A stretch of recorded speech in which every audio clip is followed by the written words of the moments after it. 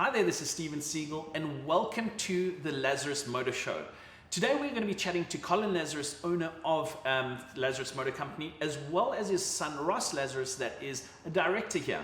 So we're going to be talking about the heritage of the show, telling us more about what the company stands for, where it began, and pretty much the different divisions the company has. So I'm really excited to be chatting to them to find out more about this illustrious company, this great company, this family-owned company that we find ourselves getting to know. So let's welcome Colin and Ross. Hi Colin, how's it, Ross? Great to have you guys on the show with me. Tell me, Colin, a little bit more about the heritage of the company. It's a lovely story actually. It started I was born in October 1957. So in December 1957, I was 2 months old. I said to my father, time to form a company. And that's when the company started, actually in December 1957. And it was my father, my late father and my late grandfather, and they started in December 1957. And we stayed in Bronkhorstspruit until 1980 as a family business. Unfortunately, my father passed away in 1980, and then I took over from the company, which I was 22 years old. And the rest is history. So I stayed there for another 10 years in Bronkhorstspruit, selling tractors. And I think a lot what I learned about customer satisfaction, I learned over there, selling tractors to farmers, where your after sales was of the most importance. There was nothing more important than after sales. A farmer's got a crop on the field, he needs his tractor fixed that day. He can't wait till the next day. And that's when we started a field service, and the company grew from then. And in 1990, my grandfather passed away, and I decided to move to Pretoria.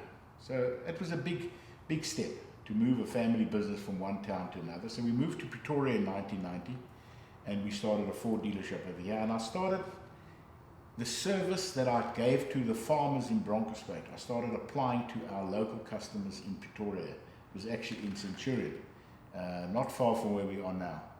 And that took us to another level. People weren't used to that kind of after-sales service.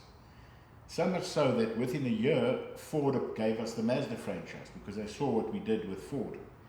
And then within another 4 years, in 1995, we got the Jag franchise, purely because of the way we looked after our customers, and that was it. The big change came in 1999 when we identified this property where we are now, and we decided to build a multi-franchise here with all our brands. And I had a vision that multi-franchise is the future. As loyal as we are to Ford, but if you can have the right brands, you can be loyal to every one of those brands. And a lot of our brands don't cross-pollinate. And if you look at it today, most dealerships are going multi-franchise. So we basically pioneered multi-franchises in the year 1999-2000, when we went to the different OEMs and said, this is what we want to do. Today, 20 years later, it's the norm to have multi-franchises. Having a multi-brand company, how difficult is it to be able to sustain being one company yet separate? Tell me more about that. Good question. You know, when we spoke to the OEMs in 2000 and we said we want to go multi-franchise, they obviously weren't happy. But we gave them assurances that everyone will be treated on its own merit. We will have a separate workshop for each brand, which we still have today. Separate sales managers, separate service managers. There will be lots of synergies, backroom synergies, but the actual touch and feel for the customer will be unique to each brand. And we've stuck by that, and I think that's why we've been successful. So why do you think the company is so successful? You know, I think customer service is still the number one that comes out every time. And then there's nothing that makes one happier to see a third and a fourth generation person, family, coming to buy from us. And that happens all the time. And then keeping people happy when they buy a car, to see somebody's face and the emotions that go into it when people take delivery of a car. That gives me a buzz. Keeping people happy and seeing them buy cars. There are issues when something goes wrong, but I think it's important that the customer knows we are here. The management's the same as it has been for the past 20, 30 years. There's somebody they can always rely on. And we'll fix it if there is something that goes wrong. It does happen. Nothing's perfect. But at the end of the day, we look after our people. So who is Colin Lazarus? That's a strange question. I don't know how to answer that. I love to refer to myself as a humble used car salesman that got lucky. And our timing was good to move here. Our timing was great to get all the brands. We've gone through tough times now with this COVID thing. It's not a pleasure, but we're operating as best we can. And I think it's about teamwork, having the next generation joining me, and I know you'll talk to Ross shortly, but that to me was the defining moment of this business 8 years ago when Ross finished at varsity and he's decided he wants to join me in the business, or us in the business. That was a great moment for me as a father, to know that the fourth generation will now take over.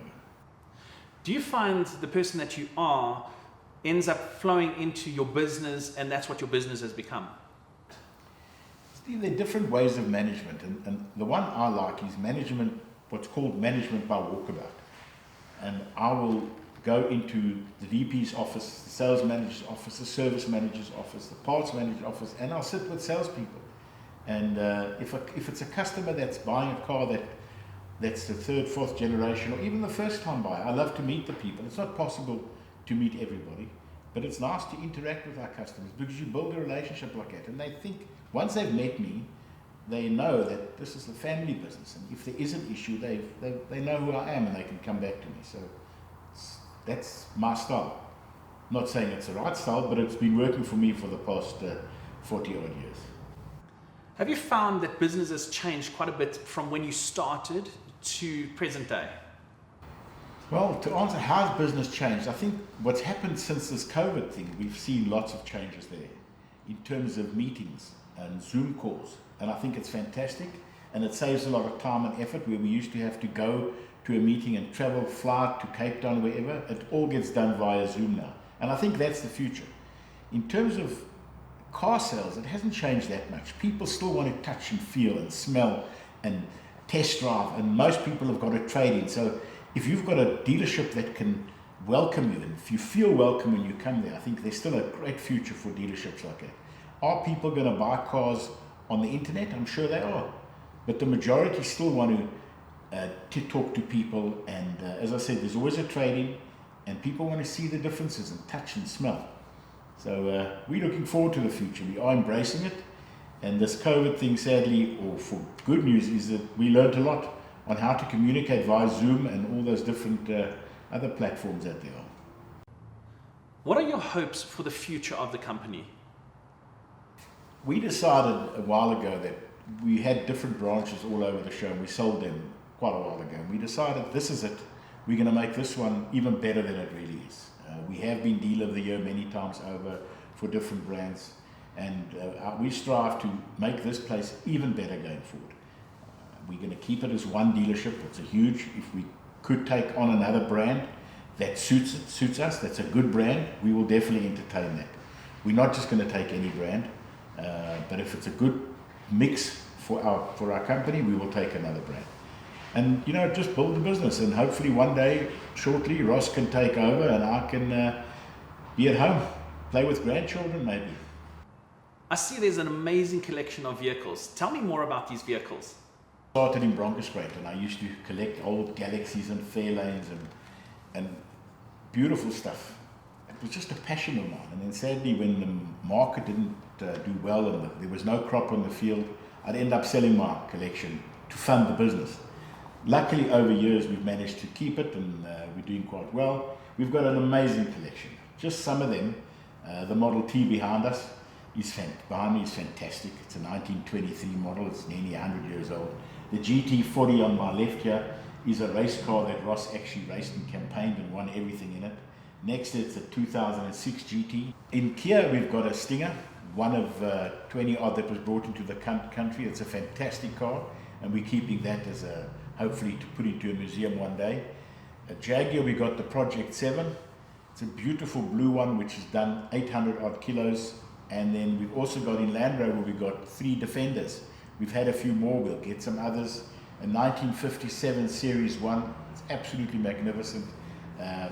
We've got a SVX, which is the 50th anniversary of Land Rover 1. And then we've got a pickup, little short wheelbase pickup, it's beautiful.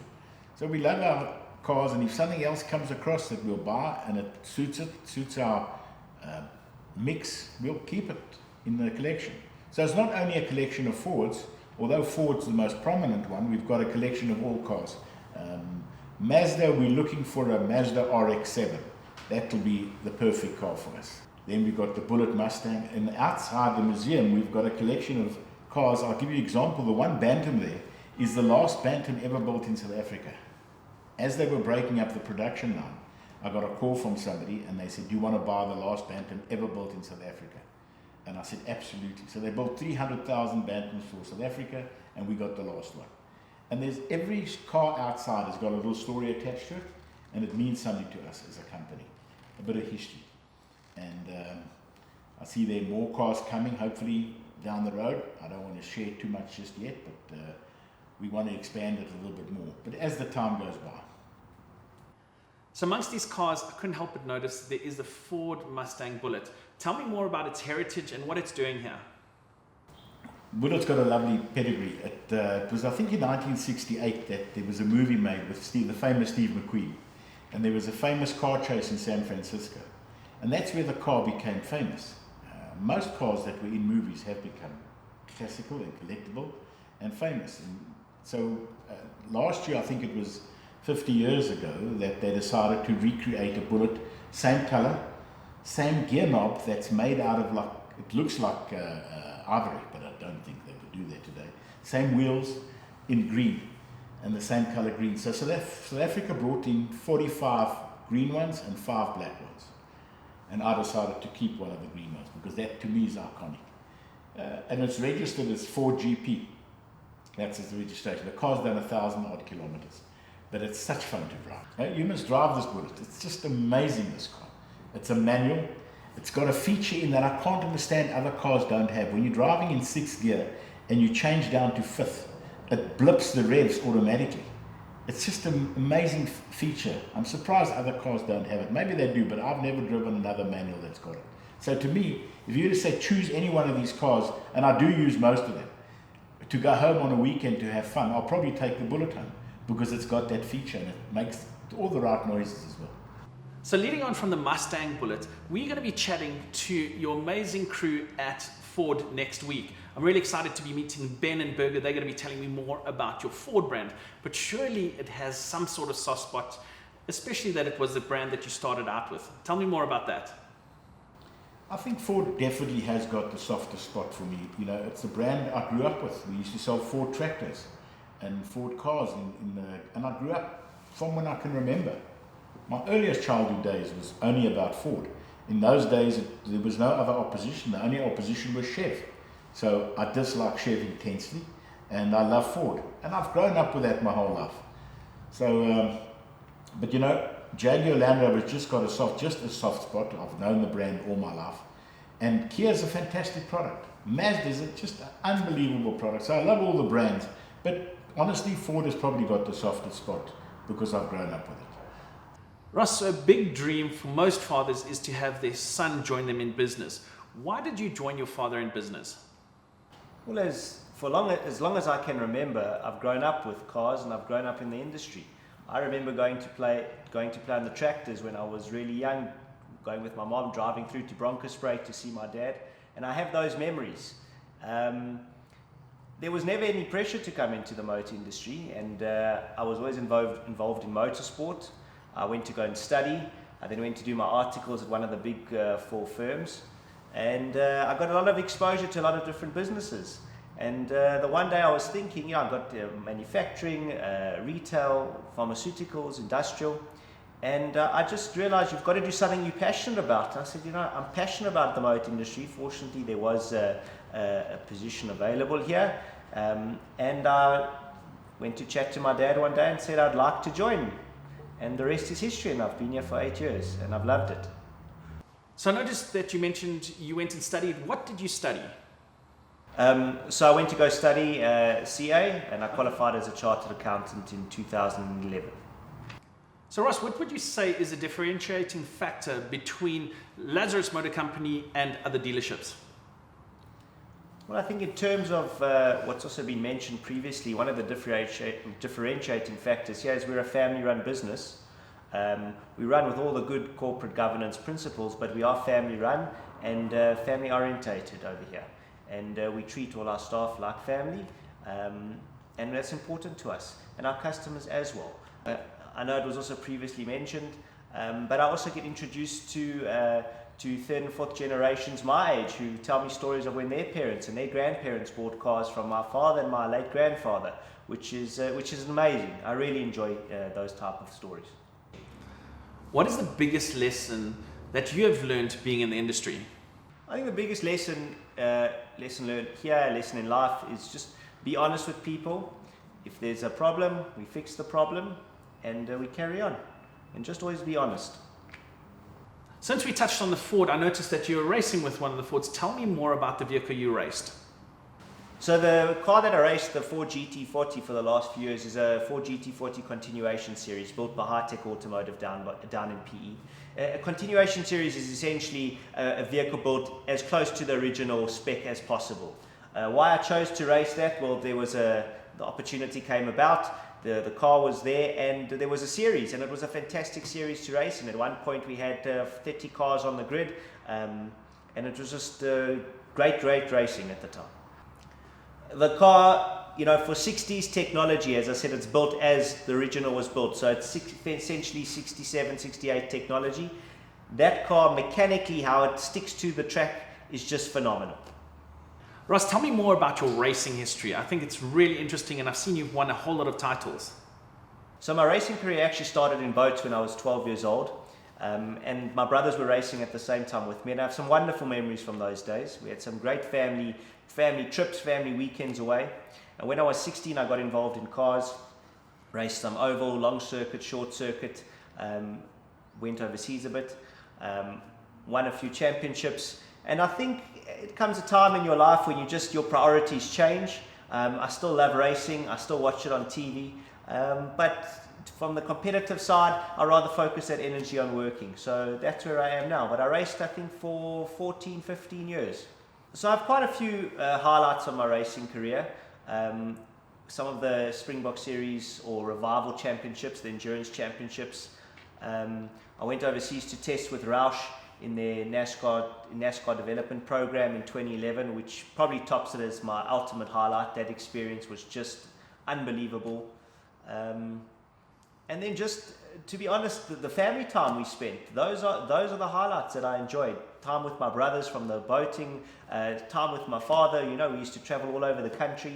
We've stayed in some dodgy hotels, some great hotels, had some amazing road trip experiences, and that's the stuff I remember and what I love about it. So tell me, there's this beautiful collection of cars. Do you have your own? No, I don't currently have my own collection of cars.